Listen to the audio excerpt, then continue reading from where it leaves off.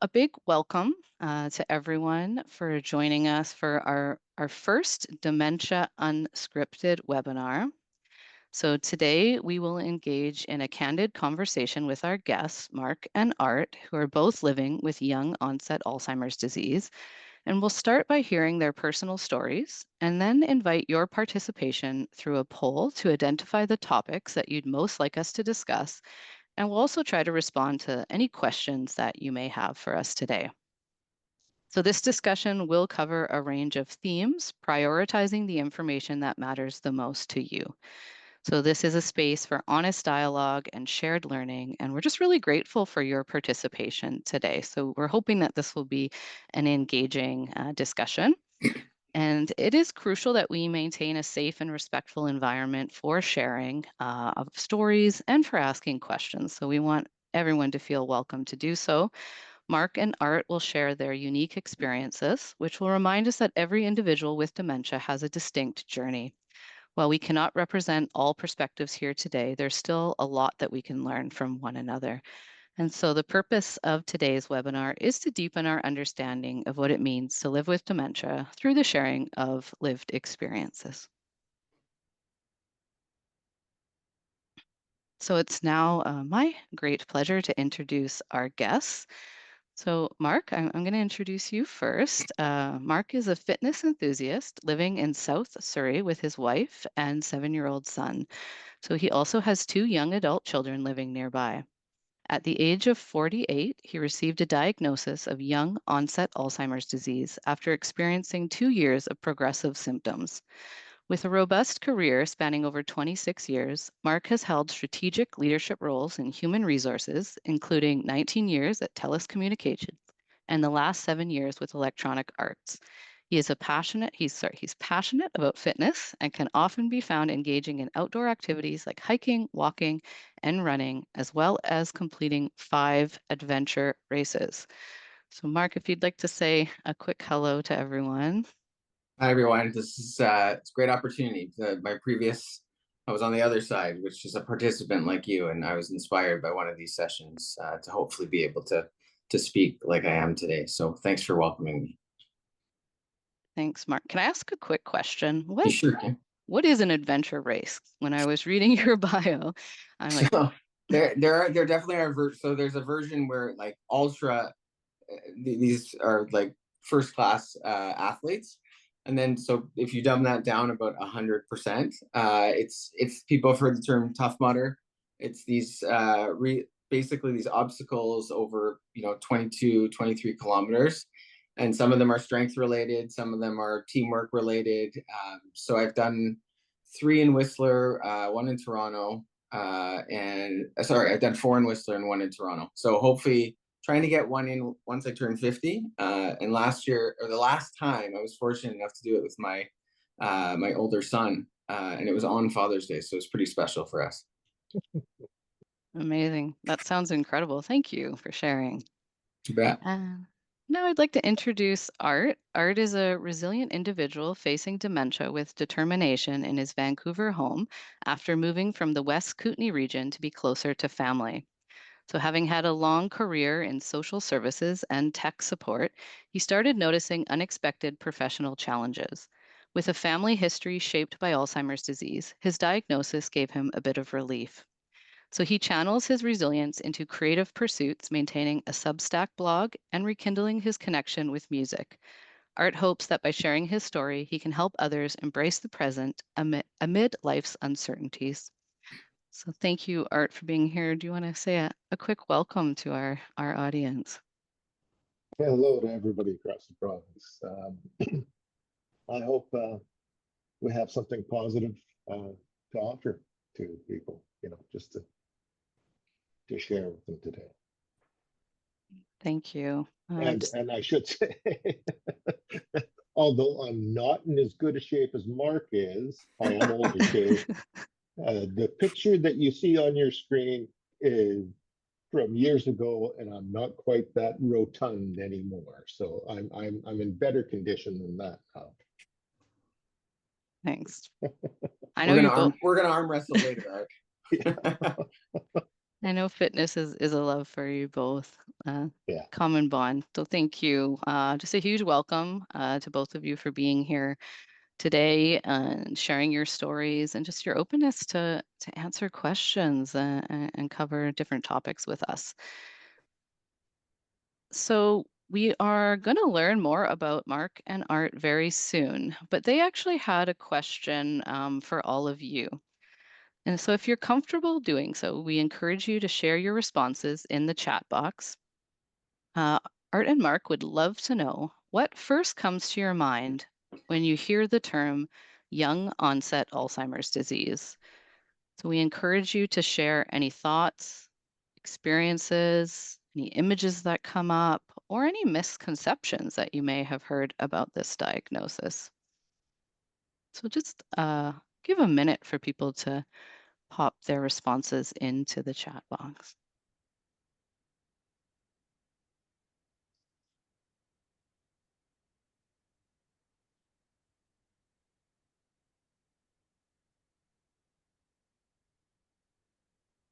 So anything that comes to mind when you hear the term young onset Alzheimer's disease, or even just Alzheimer's disease.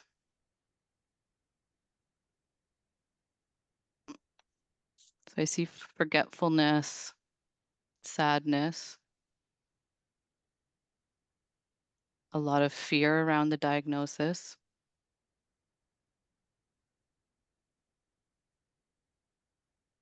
So change, life-changing symptoms, fear, challenges, family history. Okay.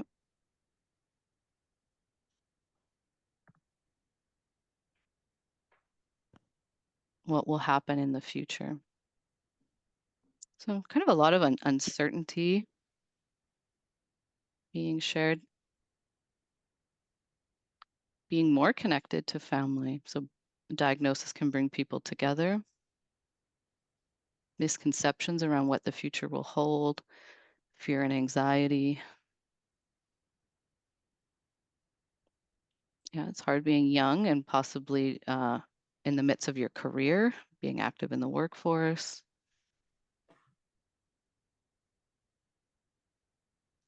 Anything that's being shared in the chat that is surprising to you, Mark or Art, or anything that kind of resonates?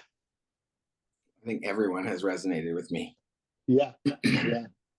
And especially the one you called out, being more connected to family. I think my experience, and I'll talk about it later, is that, friends that I've been distant from for a long time, whether they feel comfortable or not to reconnect as a result of a diagnosis, they have come forward. And it's been, so far, my experience, it's been great after many, many years of separation to kind of come back. So I understand where that person's coming from.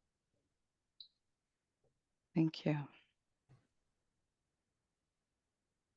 Yeah, there's a few more about how quickly the disease may progress, how others might perceive you differently following a diagnosis, getting family really involved in the early stages, getting help from caregivers.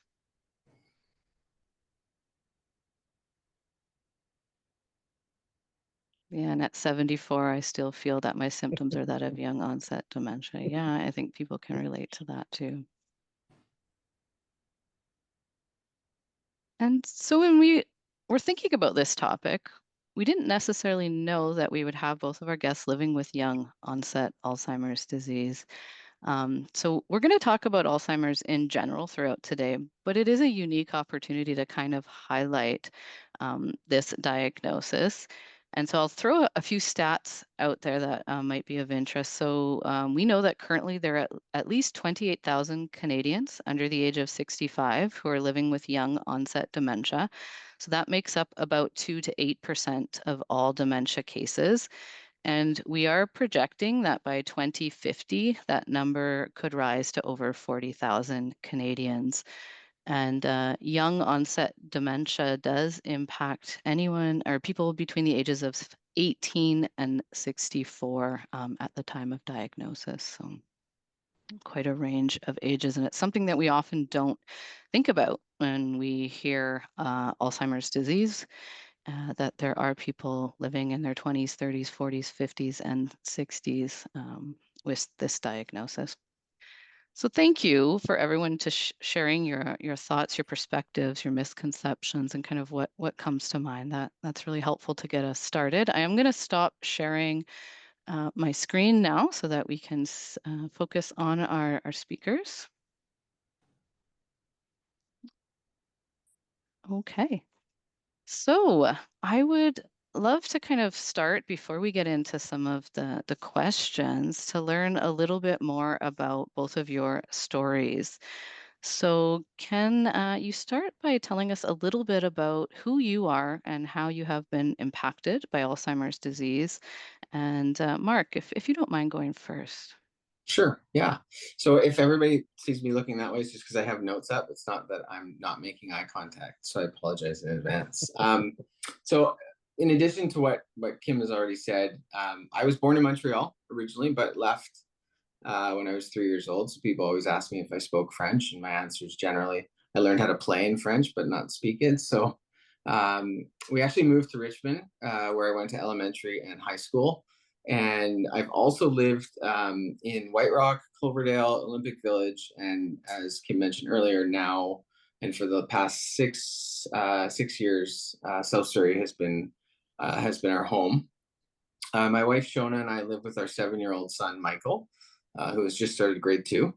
I also have 2 adult children. So I have my son Jacob, he's 22 and has recently graduated from University of Victoria's business school with a commerce degree, and a daughter, Mackenzie, or Kenzie as she goes by. She's 20 years old. And last year she just completed and graduated from Institute JCI MediSpa training, and she now actually runs a home-based business as a nail technician. So very, very proud of all 3 of them. My background in education is in business management, and as you would have heard earlier, with a specialization in human resources. A lot of people say, what does that? I don't even know what you do. I mean, most people in my life are like, I don't know what you do. But basically the type of work that I do in HR is strategic HR work, where we work on executives' plans to build the culture in their respective businesses, and basically drive the overall people experience or employee experience, whatever company I have worked at. So I work with a lot of senior leaders and executives in that capacity. Talking a bit about diagnosis, it's probably 2+ years of symptoms. I would say progressive symptoms. There were new ones, and they were the other ones that had been happening more frequently. After 2 years, I received the cerebral spinal fluid, or spinal tap, and there's a bunch of different words for it. That test, and that's in January of this year, came back positive for young onset Alzheimer's disease. Kind of 2 feelings, I think.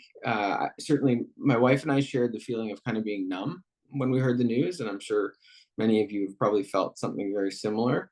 Ours was, we went into it, maybe as many people do, and it probably was wishful thinking, that it really wasn't that. It had been so long of like we're being told that it could be 25 other things because of my age, and so we just thought this was just going to be one more thing we could kind of check off and say, okay, it's not that. And so I think we were a bit numb, I would say immediately. For myself, and I have a feeling, and I'd love to hear even through the chat if people felt the same thing. In a weird way, I actually felt validated for the first time in a couple of years. That road of, and again, I know I'm talking to a lot of people here who have experienced similar things, that road of, between diagnosis and kind of feeling symptoms, or feeling symptoms to diagnosis, it sometimes can be a black hole of information, a black hole of resources, not knowing where to go, self-advocacy, all this stuff that you have to do. And people in your life, certainly I have felt, but I don't want to speak for everyone. People in my life, I didn't feel a stigma necessarily, but certainly felt, definitely from family, a lot of people saying like, I feel that too, or, that happened to me yesterday. And I have to remind people, some of the people that, you're 2 or 3 decades older than me. So while I appreciate you at it, so I always very often felt like I was in a place where I almost was having to defend how I feel and what I feel every day. So in a very, maybe strange is the wrong word, I felt validated by the result that what I'm feeling every day is real.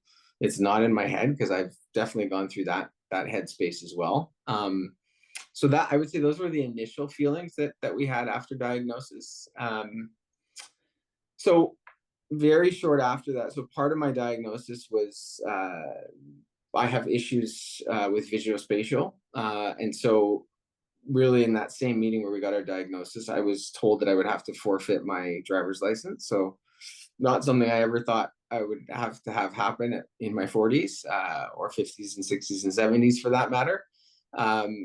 And at the same time, within days after, I knew that obviously continuing working in the capacity that I was working at was not going to be possible anymore. So at that point, I was no longer working, still employed by Electronic Arts, but no longer working. And I decided, I made a decision that I didn't want my car as a constant reminder of things I can't do. I wanted to focus on things I can still do. So I sold my car within a week of having to forfeit my driver's license. So a lot of like big emotions at the beginning, and also starting to veer towards taking action, which is one of the things we did after the numbness wore off. Is we kind of built a plan of like all the things that we want to address while we can still address them. So I wanted to say that when friends and family were saying things like it's got to be something else, or this is happening to me too, I know by no means do I mean that. None of that was ill intention. And I think everybody, I'll speak for my mom, was coming from a place of, I mean, I don't want to see my young son go through something like this. I don't want to outlive him or outlive his capacity. And so some of it is just coming from a place of, I'm trying to digest it on my own as a mother to a son. And so, it helps that person to sort of say it must be something else. It's got to be other answers. In terms of what it looks like now, so I just kind of threw down a few things that I would say are kind of analogies for me. So my legs are my legs in transit have become my new car. And while some will say that's, it's a terrible place to be, you can't have spontaneity, you can't go to all these places. The reality is there's some of that, there's some truth to that. The other thing too is, as I ride on the bus sometimes to go into Vancouver where my mom lives, or if I have an appointment with a counselor downtown Vancouver, it's amazing to sit on a bus and go through the bus lane. You realize how fast they're going compared to what I used to be in a car. And just letting somebody else do the driving sometimes is, I'm looking at it as it's not such a bad thing. It's not a limousine, but it's my version of a limousine. And I've had a lot of people that offer support to drive me places, and I largely turn them down unless, of course, it's too long of a distance, because I really want, as I said a moment ago, want to focus on the things I can still do. Until somebody tells me I can't do them safely or physically can't do them anymore, I'm really going to lean into doing those things. But even when distance is too far. So I have somebody very near and dear to me who's a friend, but also happens to be my leader at Electronic Arts. She lives in Squamish, and she's been with me on this journey from the very beginning. She was one of the first people that said to me, I'm here for whatever your journey is, and I'm here for all of it. So we have maintained, as my time away from work increases, we've maintained a connection. And when I was still driving, I could, drive all the way up to Squamish. And I love to drive that sea to sky.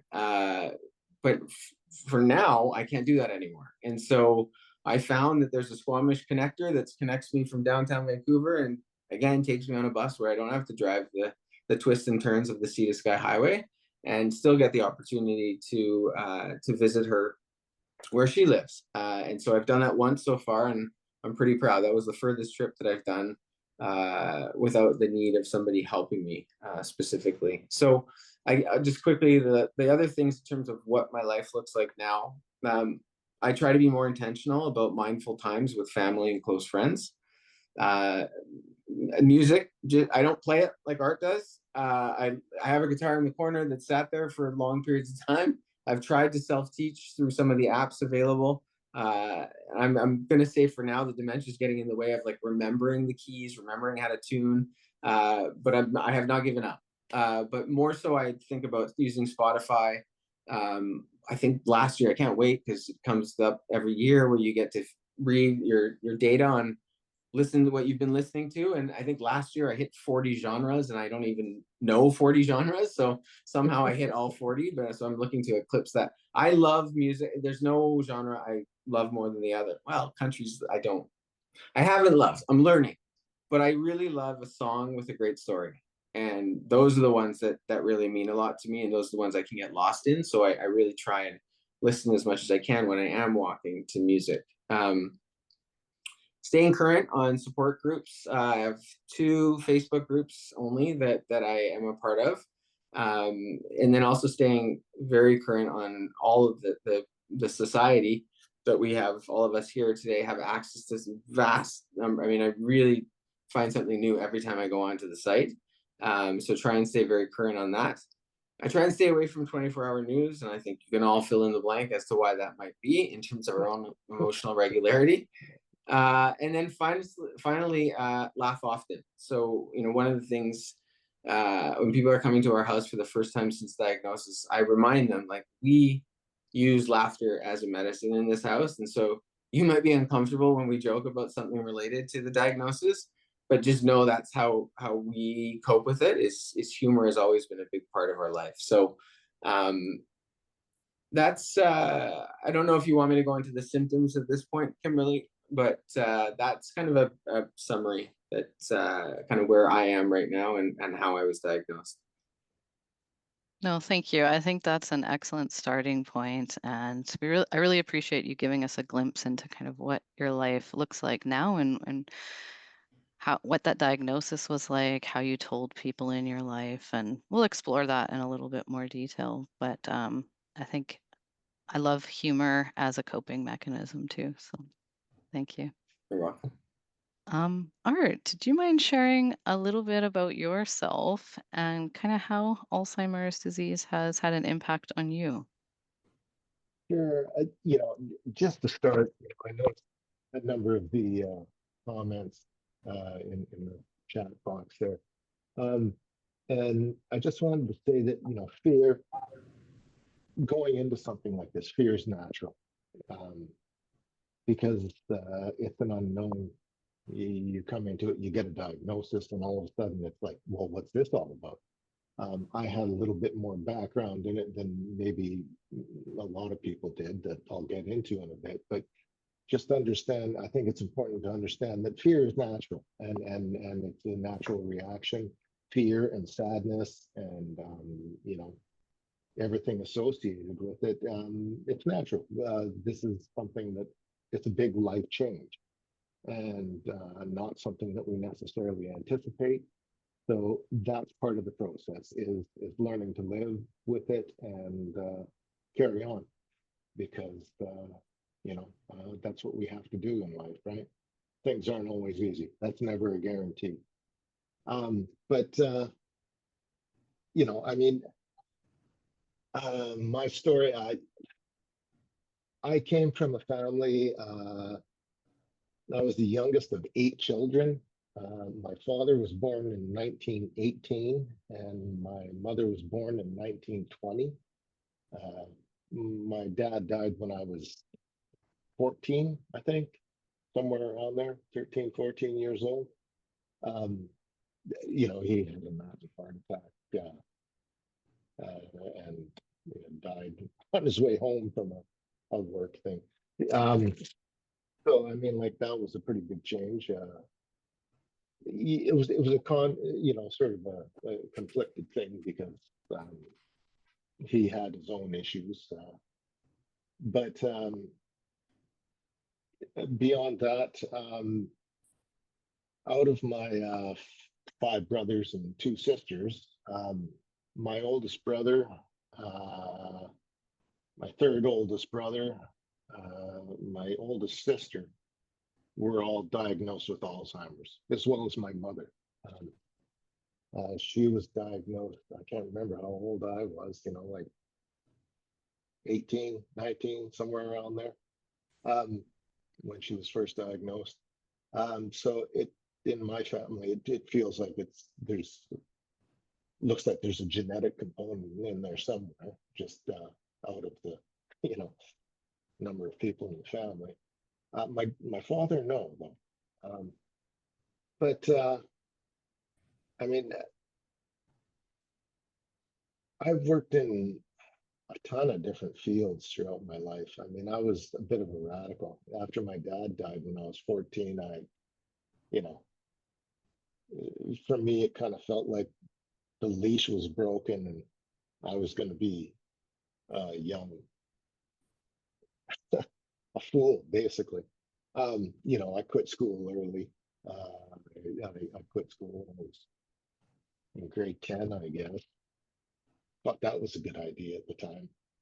No, not so much. But I worked in my first job was in sales in Walmart, or no, it was whatever, Woco or something like that. Menswear. I was I looked great in menswear.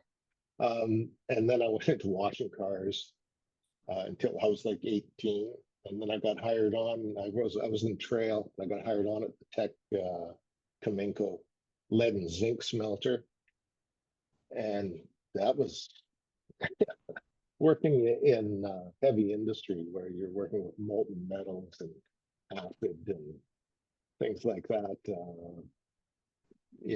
12-hour shifts, 24 hours. Like you're doing night shifts and stuff like that. That was challenging and subject because a big industry like that, I was subject to frequent layoffs.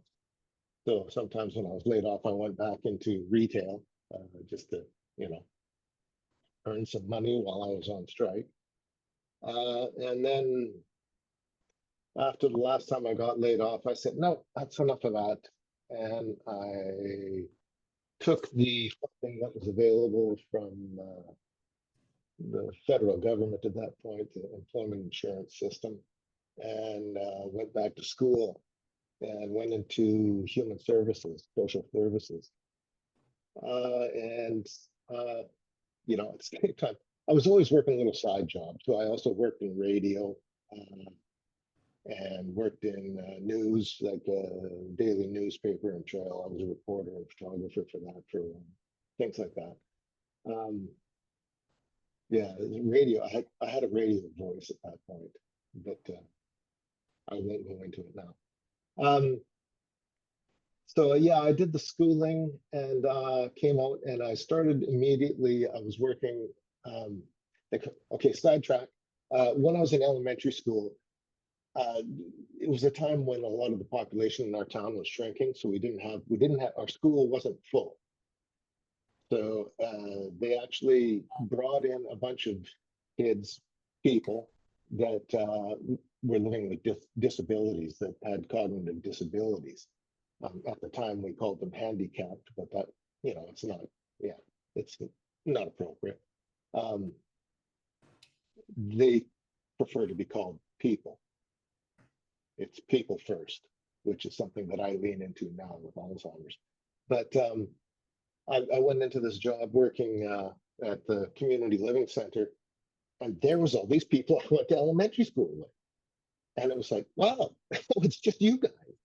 And I actually found that to be a very stimulating and positive experience because I mean, I I got I got to drive the bus. I took them out. We went bowling. We went out for dinner. We did all these activities and stuff like that.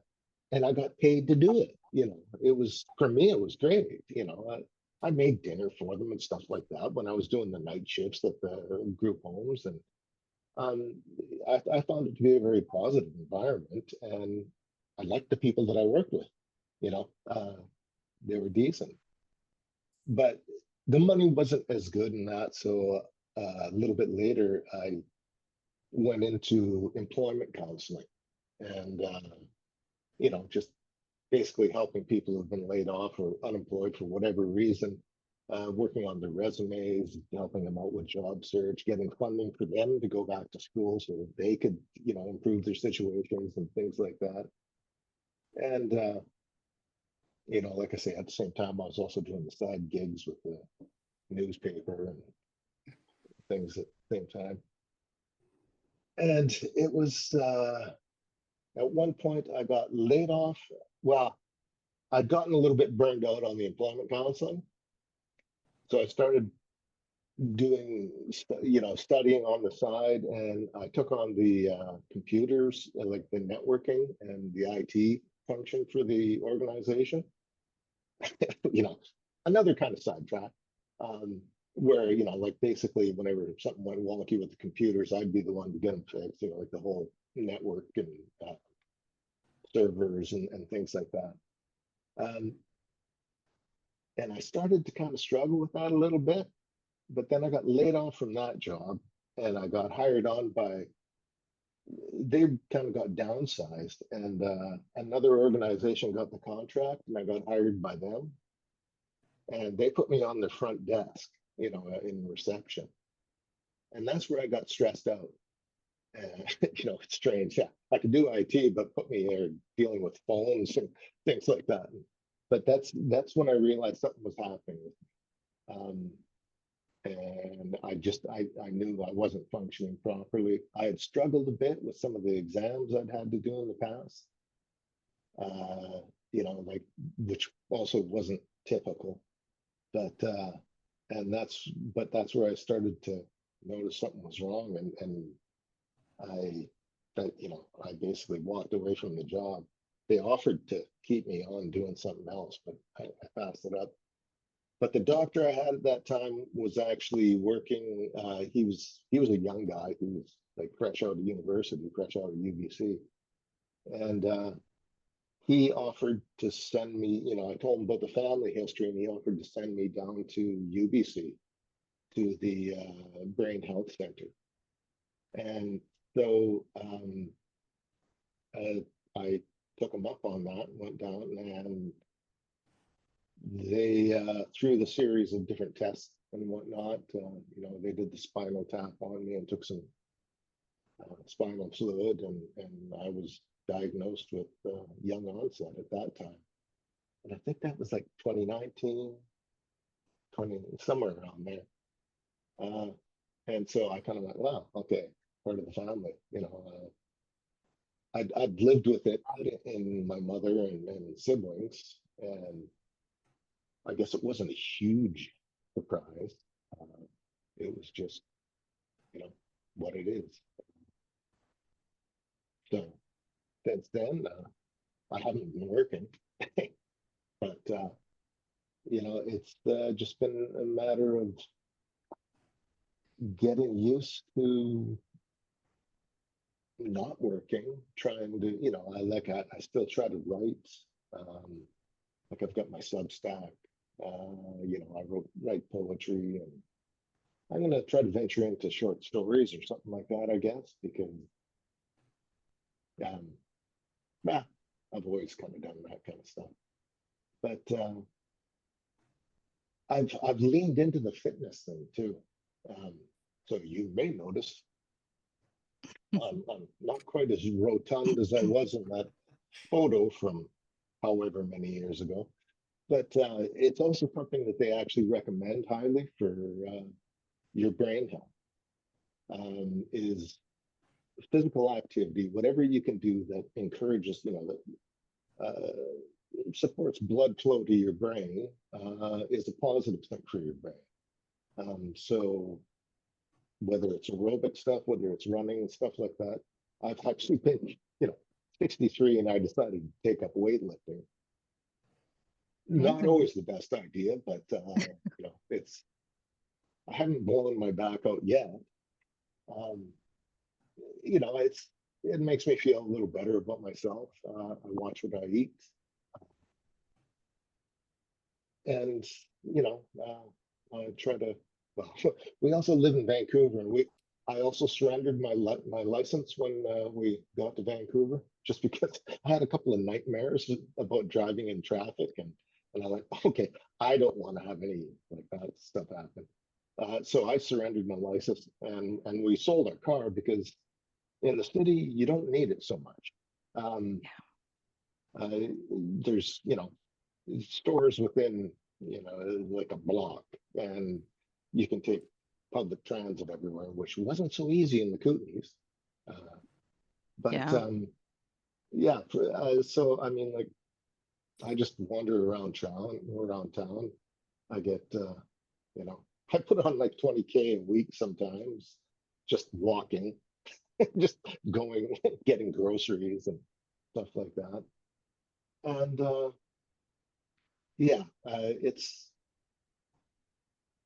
it's not the same life I had, but it's life. Uh, you just keep going.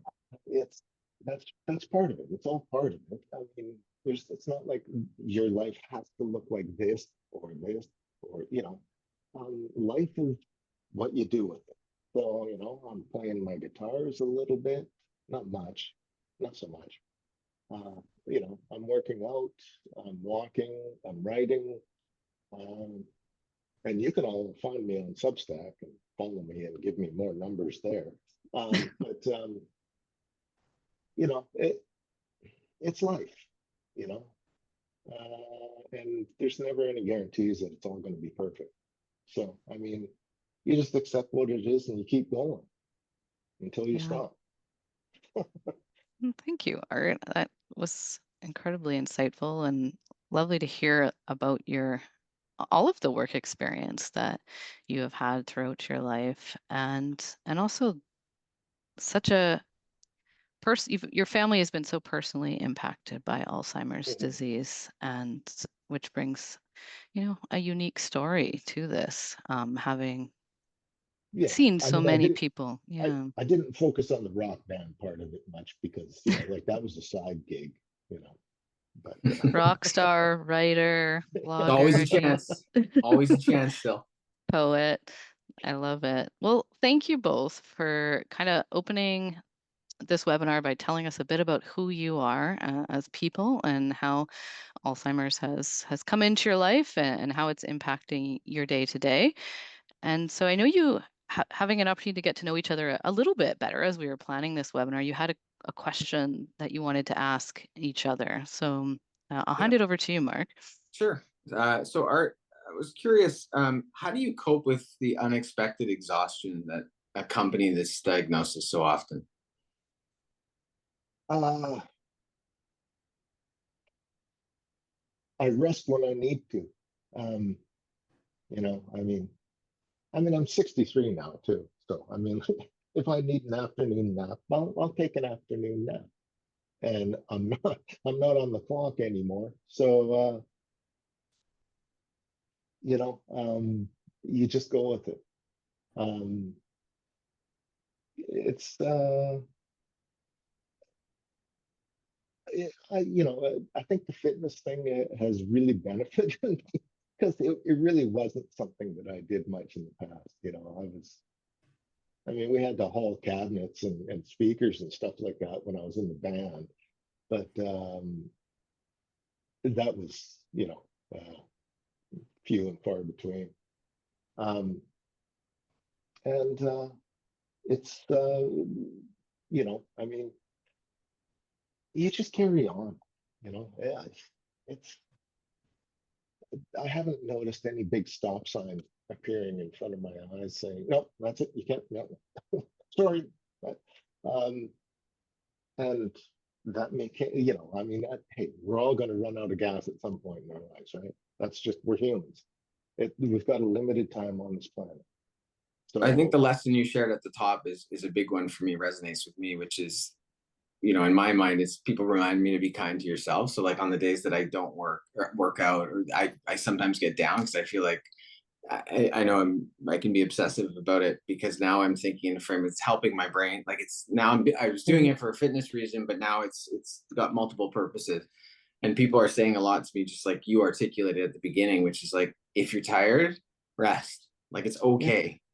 So I think it's hard sometimes in my mind to get to that point. So it's nice to hear your experience. Mhm. Yeah, I've heard many people share similar recommendations about, yeah, not putting too much pressure on yourself to be as productive as you once were, and prioritize. Like, I'm going to do one thing today, and then if I need to rest, start building in that kind of downtime into your routine. But it's such a hard, I think, thing for us to slow down and be present and, yeah, take care of ourselves. One of the biggest challenges. I mean, I'm not gonna go into it too much, but it's, I mean, it's become more popular in recent years, but the whole Stoic philosophy sort of thing.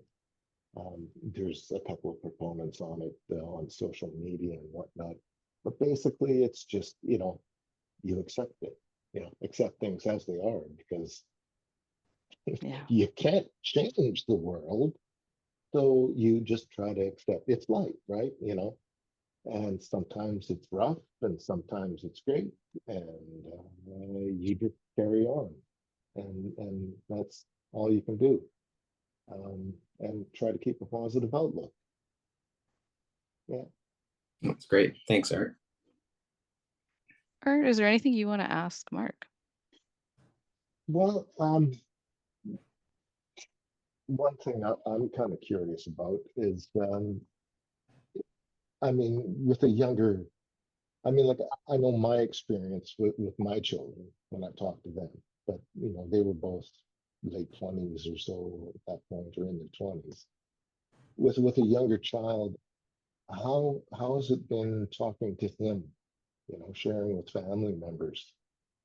Yeah, it's a great question. So he's 7. So I would say just talking to the 2 older ones, just to give it context.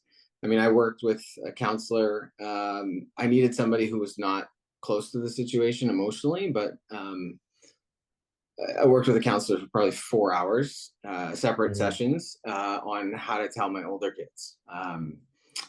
So I can, another time I could go over that, but so the contrast is I had a ton of strategy to go into how to tell the older kids, not knowing how it would turn. With obviously the little guy, the first thing he noticed that was different, you can't really tell him I have Alzheimer. I mean, he just at 7 years old, they're just not going to grasp it. And so we're trying to like listen for signs that he's noticing things are different. So the first one for him was the car not being there. So I had a Tesla, Model 3 Tesla, just the base model, and he loved it because it was like a spaceship to him. He was like into the Cars movie, and he thought like this was like a race car. And more than anything, the Teslas provide you the opportunity. You have a Disney app and a Netflix app, and there's video games. And so like to him, it was like not just, it was actually less dad's car and more like this place where we hang out. So he and I, sometimes if I drove him to school and we got there early that day, we'd play one of the video games he loved. And so so basically what we told him is he asked like, why is your car gone? Why aren't you driving? And we said, you know what, we don't need to spend the money. We don't need 2 cars. So, that's why we decided to sell the car. And, his questions have come up more often, and he's getting more astute. So he asked questions like, okay, now you got the car. You told me you don't have a car, but why do you never drive mom's car? Because you always like were the one that was driving places. So we feel like it's going to get more and more complex, obviously, as years go by. But beyond that, we're just watching for signs of him noticing something's different. And more than anything, I'm really trying to focus on being more present and mindful about my time with him than I would have been able to maybe when I was working full time. And so I'm really embracing that as yet another positive that comes out of challenging news. But it does lend into like some of the fears that I have. One of the biggest fears that I have, if I think forward, is kind of what you're hitting on, which is there's a lot that I feel like we can do once we have this diagnosis in terms of preparing, things in our life and things that could be down the road. Do you have the financial setup for care you might need, or making sure your will and powers of attorney, all this stuff that you can do proactively.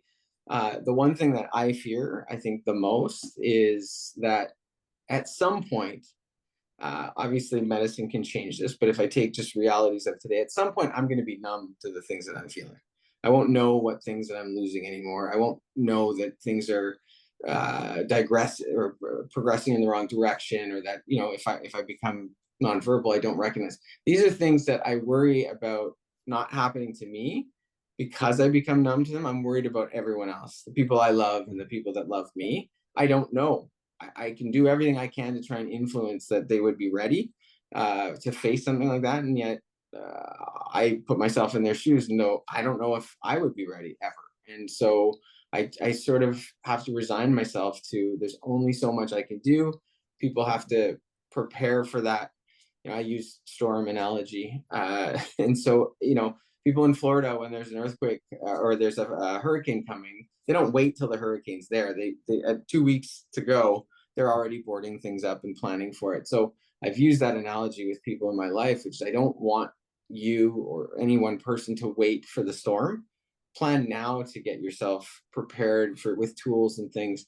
So I said I love music. I love taking quotes from music that sort of speak to me. And one that I shared with my kids was a Michael Bublé song. The name of the song escapes me at this point, but there's a line in there that says, "You have the strength I hope you'll never need."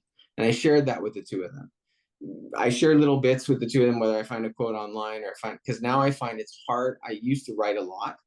And I could write to them seamlessly, but now to kind of get the words to come out for me to launch off of, I need to use like a quote or a video I found, and then I could kind of launch from that point. So that specific line for me was like, I feel they're already strong. The two older ones, they've been through a lot of adversity in their life for both different reasons, and so I think they have the strength, but I pray they'll never need it. And that's truly kind of what speaks to me in that song. So that's the biggest fear. I'd say the last fear, well, not the last, I have lots of fear, but again, another one is not being able to influence my outcome. So what I mean by that is, I have researched and read a lot about the MAID program, and I understand the scenario that people with dementia and other issues face when they look at the current rules around the MAID program.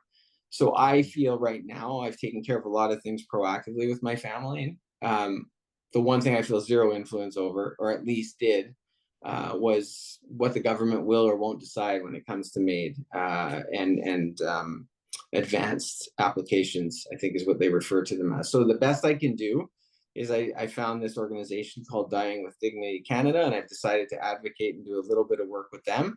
And so I'm not doing that just for me. And by the way, I'm not just doing it for people who are young who get this. I'm in this role as a lived experience partner because I feel like I really want to make an impact for people who are going through my situation as somebody young, but also people who are older as well. I really kind of look at the whole realm. So this isn't really about what's my choice versus somebody else's choice. I want to make that a choice for people who want to have the choice in the end. That's where I have passion around that. So that's the fear for me, I think, is that I like to influence a lot of things. Some people might say control freak, but I like to think of it as I like to influence. And there is this point where I feel like I've gotten to where I'm hitting something where it's almost completely out of my hands at this point. So those are the two biggest fear, with the first being obviously I'd say is paramount, with this, how are the people that I love and love me going to be able to handle and have to see and experience the things that I won't even know about. Yeah, that's an area that I've looked into to a certain amount too. I mean, that kind of goes into the same sort of philosophy that I was discussing earlier, is that there's just so much in this world that you cannot change. Mm-hmm. And this is one of those things. And our eventual decline, that's a small thing that, well, that we can legally in Canada have some influence in. And I'm not recommending it. You know, I'm not going to be an advocate for it. But if that's, you know, I think it's a choice that I will make at some point, because I have lived personally through seeing a number of my close family members, you know, go through the decline to the very end, and not entirely sure I want to just stick it out beyond the point where I can communicate and things like that. You know, where I'm no longer, you know. So, you know, not to really bring everything down, because I don't think it has to be. You know, that's an eventuality that, you know, it's going to come for everybody realistically. I mean, we do not have, you know, guaranteed life on the planet forever. That's it. You know, whatever your particular religious philosophy may be, our physical bodies don't last forever. So I mean, like, I'm looking at that, and then I'm considering, you know, things for the future. Um, but it's not the main focus of my life right now. Right now, my main focus is trying to do whatever I can physically to make myself a little stronger, and you know, like, maybe help my brain continue on as long as it can. Mm-hmm. Trying to keep my brain active in as many things as I can, whether that's, you know, my writing. Unfortunately, I didn't realize Mark used to work in gaming, because I'm getting really bored with all the cheap games I can get online. So I got to find something new to play. Well, You know, look up Electronic Arts. We'll see if we can sell you on a few of those. well, I walked by the building just the other day there Yeah. in Vancouver. You know, Yeah. Impressive building. But Yeah. I didn't stop in and say, "Hey, you got any freebies?" You Now know, you've got your guy. You I'm your got your guy. in. okay. Well, thank you Yeah. both for those wonderful answers, and not an easy question when we talk about what our, you know, our fears are for the future and what that impact will be on our family when we maybe no longer have that awareness of how things have changed. And I appreciate you touching on that, both of you. Thank you. So at this time, I see there's lots of questions coming in, which is wonderful.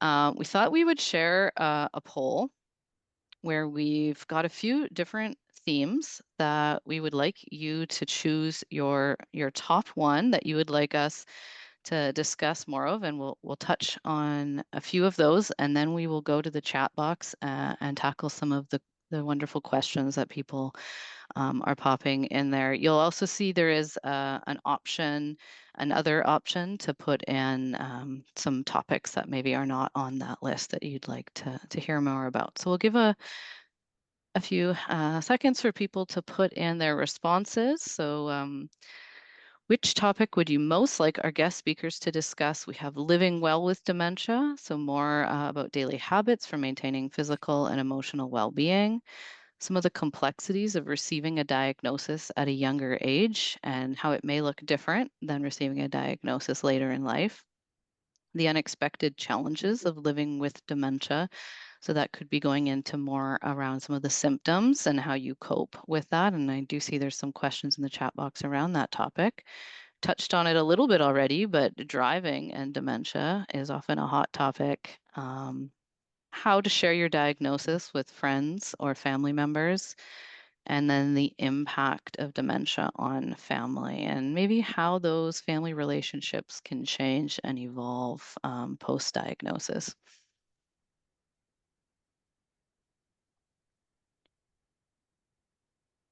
And then if there's anything else you'd like us to touch on, you're welcome to put it into the second question.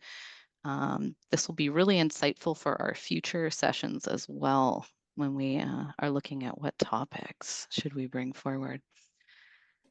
So Michael, when you feel like we have some responses in. If you want to close the poll whenever you are ready.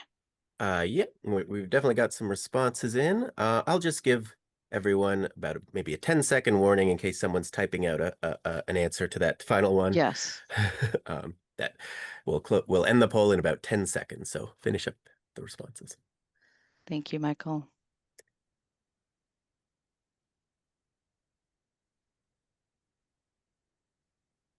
So there are some thanks in the chat as well, Mark and Art. Thank you for sharing your stories, for your positive outlooks. You're inspiring. Just, yeah, how you manage changes to your abilities and keep going. That philosophy that, you know, life goes on and we're present, we're here, and we're doing everything that we can to live well with this diagnosis. Okay, I've gone ahead and ended the poll. Would you like me to share the results? That would be wonderful. Thank you. Okay. So it looks like we have a tie here with living well with dementia, daily habits for maintaining physical and emotional well-being with 27%. The unexpected challenges of living with dementia, also 27%. And then at 23% of the votes is the impact of dementia on family and friends. So Mark and Art, I think we could delve into those top three selections. Which is there one that speaks to you that you want to speak to first?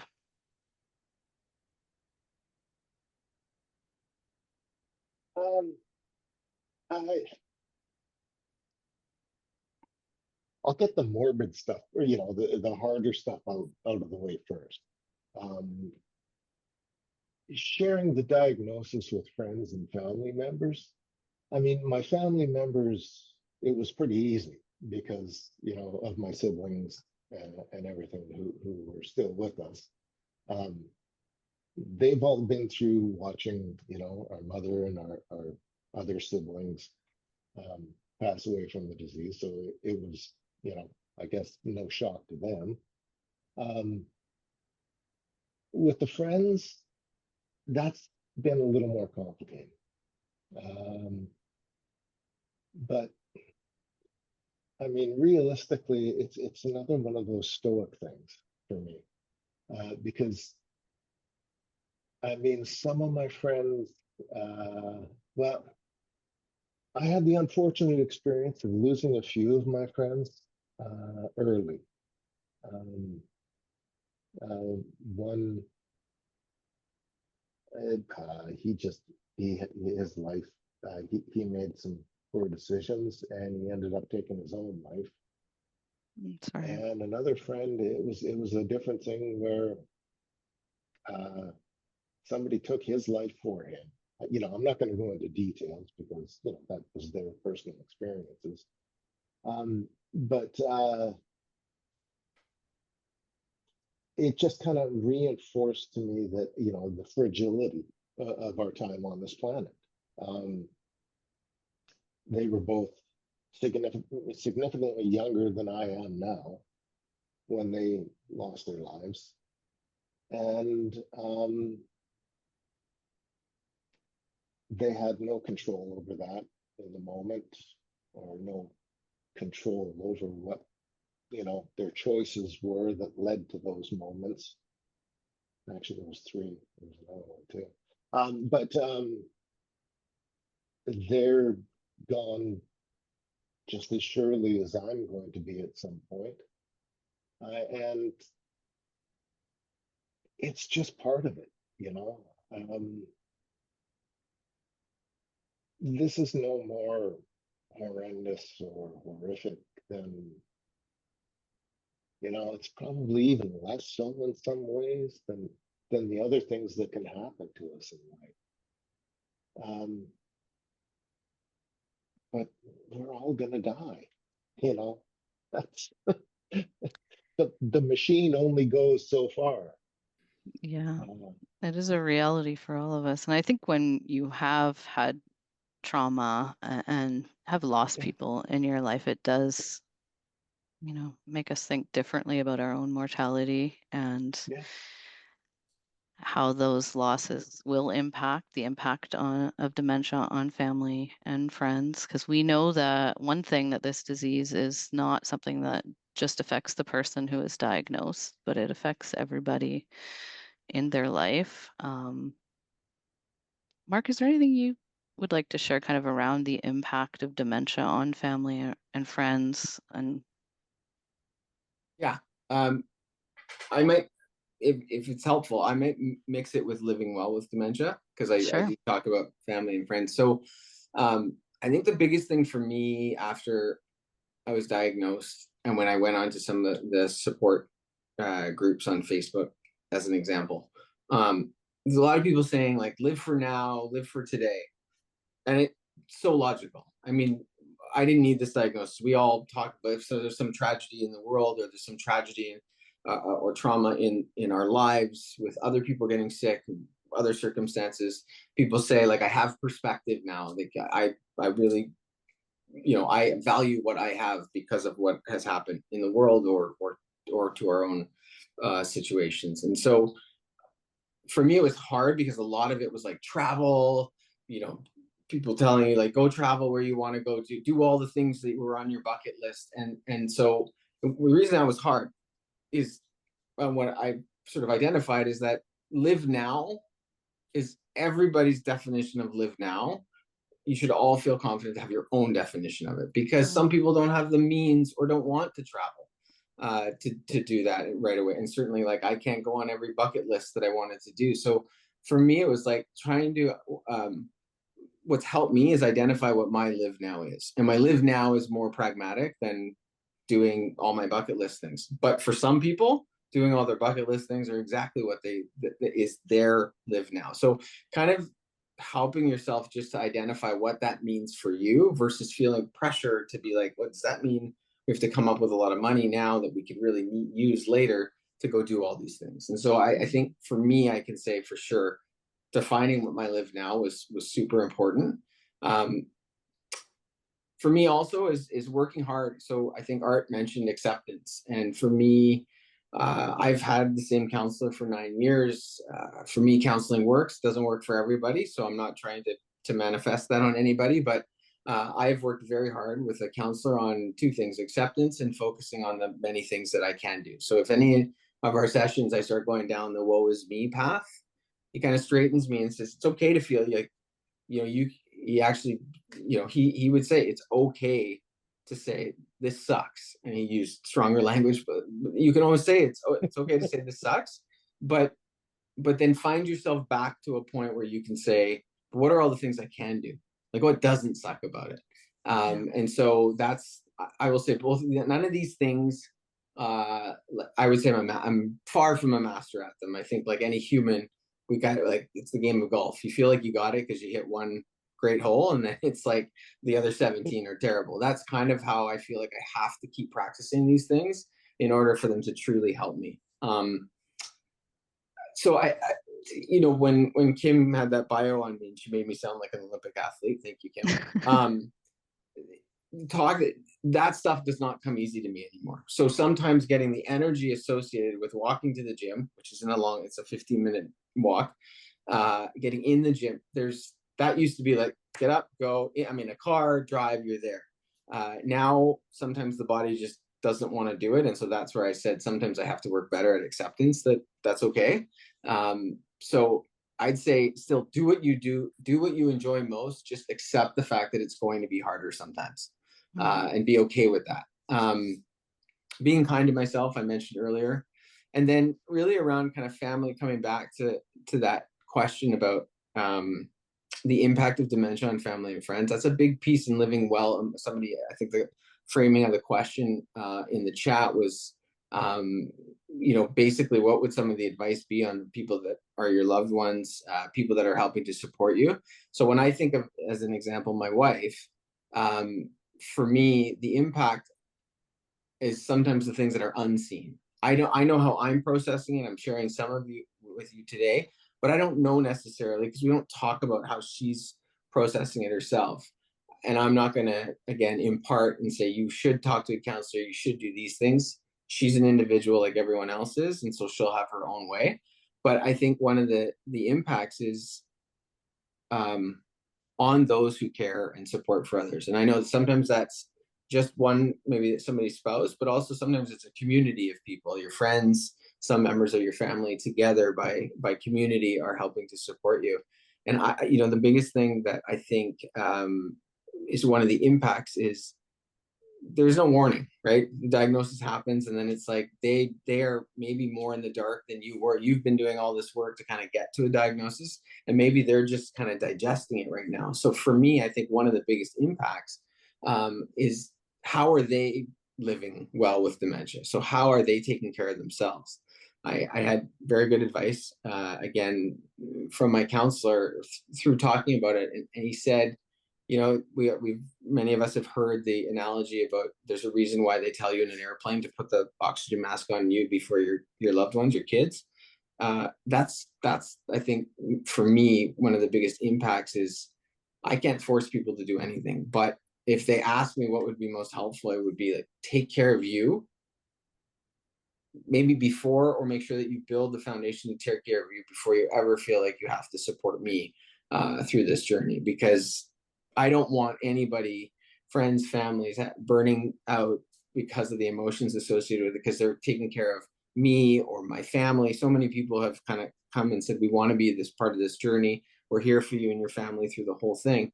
I worry about them if they're not taking care of themselves. Even when I shared this news with colleagues at work, I put in my note to them, I said, you do not have to respond to this note. I wanted to fill you in as somebody I've worked with and respect over many years. You don't have to respond. And also, I'm less concerned about me and what my diagnosis. I'm more concerned of how you react and digest to this. So I think it's, for me, the biggest impact it has on family and friends is sort of what I said to my kids. You have the strength I hope you never need. I don't know if everyone will build that resilience, because there's such great human beings around all of us that want to just give everything of themselves to support us, and yet sometimes that will come as a sacrifice of their own. And I heard a stat, it was on a documentary I've watched. Sorry if I forget it, there's lots of things that I watch and read, but they said in this documentary, certainly for late onset Alzheimer's, is that the people, you were talking people that are in their kind of 70s, 80s, even 90s, that the people that are caring for them, especially if it's an elderly spouse, sometimes pass away before them because of the load they take on their shoulders. And so that for me is, I think, the biggest impact. There's lots of other impacts, but for me it's that, like, are they putting that oxygen mask over themselves? Because you can't pick one or the other. The two have to be linked. Thank you. That is an incredibly powerful message. And there may be people, for those tuning in, there may be people in your life living with dementia, who can't verbalize that, because this disease can take away our awareness sometimes and our ability to have empathy and put ourselves in other people's shoes. And so I think really letting that message soak in that you just shared, Mark, is so powerful, because it's also, I love the analogy of you can't fill someone else's glass from an empty pitcher, right? Mm-hmm. It's so critical that those that are supporting someone in their life living with dementia do take time for themselves and access support and information and the resources that are available. I know Michael's putting in the chat the First Link Dementia helpline number. Can't stress that enough. It's a wonderful line to call. It is not a crisis line. It is somewhere where you can just chat to somebody about your personal situation, and they can help guide you through things, and just listen. Sometimes all we really need is to just listen. So thank you for that message. Art, it looks like you want to add something. Yeah, this is just something that um like I spent most of my life, I've only been living in the city for a short period of time, actually. It's only been a few years. I spent most of my life in the Kootenays, where it's all pretty laid back. It's starting to get a little bit more citified in some of the places.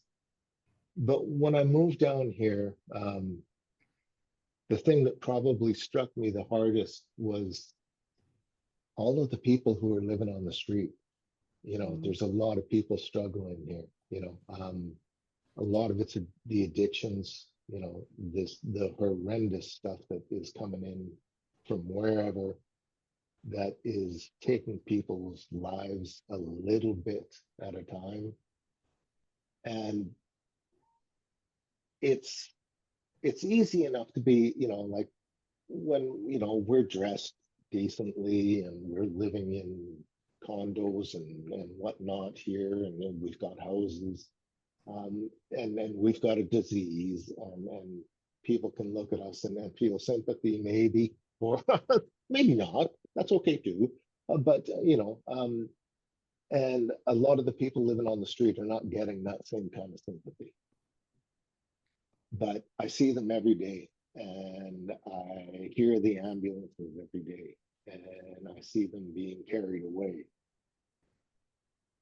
And although it's perhaps more unpleasant or less palatable than our disease, I tend to look at that as being a disease as well, and I feel bad for those people.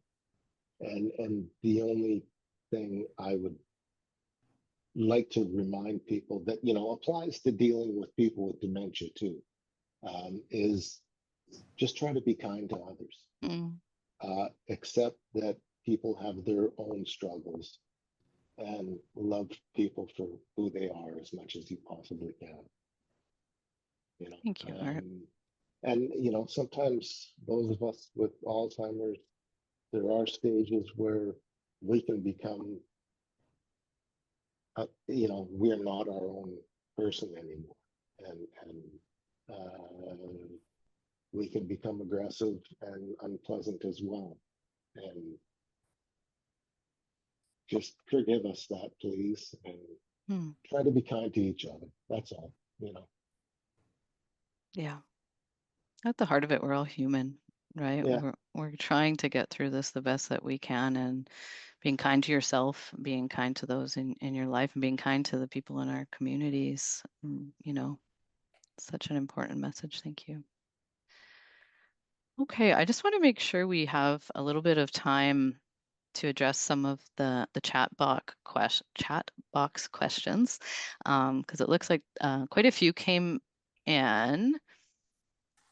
So I will point out there are some questions around medical assistance and dying. We do have a link on the helpful resources document that Michael will be sharing that has some excellent information there, as well as some of the questions around different types of dementia, vascular dementia versus Alzheimer's disease. We've got a great link which will tell you in detail how the different types of dementia and how they differ from one another. So I'll direct people there for some of these questions. Let's see.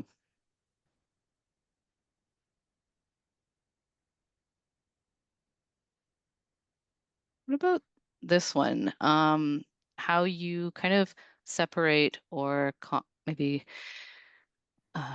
distinguish between the physical, emotional, and psychological symptoms of dementia, and maybe how do those impact your daily life? That kind of speaks into some of maybe the unexpected challenges of living with dementia as well, because we know it doesn't just impact us physically, but it can impact us emotionally, and psychologically. I'm finding that's, I've been pretty good for most of my life at taking things as they come, and well, that's my opinion too, but some people in my family may argue that. But I find myself now that like, I'm not always reacting to things as positively as I possibly should. I'm not sometimes being as thoughtful as I possibly should. And I've seen it in I've seen it in my family members where somebody all of a sudden just, one of my brothers there was, I had the experience where a guy who was the most mellow hippie you ever saw in your life just one day turned and snapped at me. Yeah. And it was like, wow, and that's when I knew, he was beginning to, his decline was happening. Um, yeah, I'm trying to be aware of that as much as possible. I mean, there's medication, uh, but again, it's how much do you take before it starts dulling you down? It becomes complicated in your own life. You can't really self-prescribe. It's not a good idea, to get into that route. Um, You have a lot of creative outlets that I think help probably process some of the emotional aspects, and the yeah, loss and grief. Yeah. writing, I mean, like, the new thing I was going to start, follow my Substack to find out. No, I'm, I mean, I was going to try to take on a short story that Yeah. kind of summarizes some of the stuff that I've dealt with in my life, and seeing people, change, and I was going to try to get into that, but that's a big undertaking, and having dementia, sometimes my attention isn't all that focused, and I can wander away and do other things at times. So I have to, I do greatly value your writing though. Some of your poems have just resonated with me, especially one you wrote about your mom. So I think thank you. there's so much value in writing, in journaling, in Mhm. listening, playing music. I don't know, Mark, is there anything, do you find the creative arts? I know you talked a bit about music. How do you kind of, I don't know, process, I guess, the emotional parts? For me, so I wish I did all the things that art does. I used to write. I used to write and journal a lot. That's one of the things that's just become harder for me. And again, like I said, do the things you enjoy, but know that they may be harder than they used to be. So it's definitely something that I still try and come back to, but I'm trying to find like I can still do the things I love or enjoy doing, but now I have to think of them slightly different. That's why I gave that example about how I, send messages to my kids. I need kind Mm-hmm. of a launch point now. But for me, like I know this is going to sound very simplistic. For me, the physical helps the emotional and psychological. So I'd Yeah. say if I were to sum it up, I'd say be open. It does not like fitness, and I think Art, you've done a great job explaining it today of like what your fitness journey has been. Showing off the biceps and the whole thing. Like that to me is somebody who's open-minded to try something new because maybe they don't like to walk or maybe they don't like to hike or the weather's not good now for the next what feels like 7 months. Find your own thing. And so for me, I will say resist, even though I said I love all these outdoor things, resistance training to me has always been an anchor. I was in track and field as a teenager, and then as I got older, for me, I started working out in the gym at 14 years old. So it has always been my anchor. I don't go there to socialize. Some have called me antisocial in the gym. I go there to do my piece. I put the headphones on with some music I like, and away we go. So for me, that's always grounded me. So I can say that for me, that actually has been where I run to when I feel like I'm having sort of emotional, psychological, not distress, but I'm starting to feel it lean towards that. So for me, it's great because one feeds the other. Mm. And again, I know that's not for everybody, but I think be open-minded to. So you've heard me talk about counseling. That's for me. That works for me. So regularly going to my counselor, but whatever helps you in your mind and the things you enjoy to do, just be open-minded to there are other things that you can do now at this stage with this diagnosis that maybe you haven't tried before, and they might not all stick. you may have never seen a counselor before, and I know people that have gone through this. They go and they just didn't click. They didn't want to open up to that person because they didn't click. Usually what I say in my job is keep finding one that does. We have a whole list of ones you can access. So if you want to get counseling and the first one doesn't click, try the second one, try the third, as painful as that seems, because when you hit the one you do click with, it can have a world of difference. So again, for me, it really is like for me, the fitness feeds my help in psychological and emotional, knowing though I also need to continue going to a counselor and continue that work with somebody who I truly trust, and we absolutely click. So actually, I would like to reiterate that, because I mean, it's one thing that, I worked in a number of relatively physical jobs throughout my life. I mean, you may not know this, but lead is heavy. So is silver, oddly enough. And we had big chunks of silver we had that, yeah. But when we notice that or when I am reminded that I'm starting to get a little aggressive or aggravated too easily, or my mood's going down and stuff like that. And this is something that I never really experienced before in my life because I wasn't as active. But when I do go to the gym and get in a good workout, my mood just levels right out, and I'm much easier to deal with on myself. Physically, I feel better. I've got, arthritis in my right shoulder. Could be from stuff I did in the past. That kind of levels out. I feel better. So I think the physical aspect is not emphasized enough for people with dementia, with Alzheimer's. I think it's really important. I have read things since then, different studies that also emphasize, the physical activity. The more oxygen you can get to your brain, the better it is for it. So I'm leaning into that. Yeah, I agree. I think physical activity, social connections, remaining active, do those things that bring you joy, and prioritizing those things in the creative arts, music, writing, journaling, if you can, all wonderful things to help us cope with the different challenges. We are surprisingly already almost at the end of our 90 minutes together. So while I'm pulling up kind of the closing slides, there were a few questions around asking a little bit more about your symptoms. So maybe if you could each share one symptom that is maybe having the biggest impact on you right now, and something that you do to cope with it.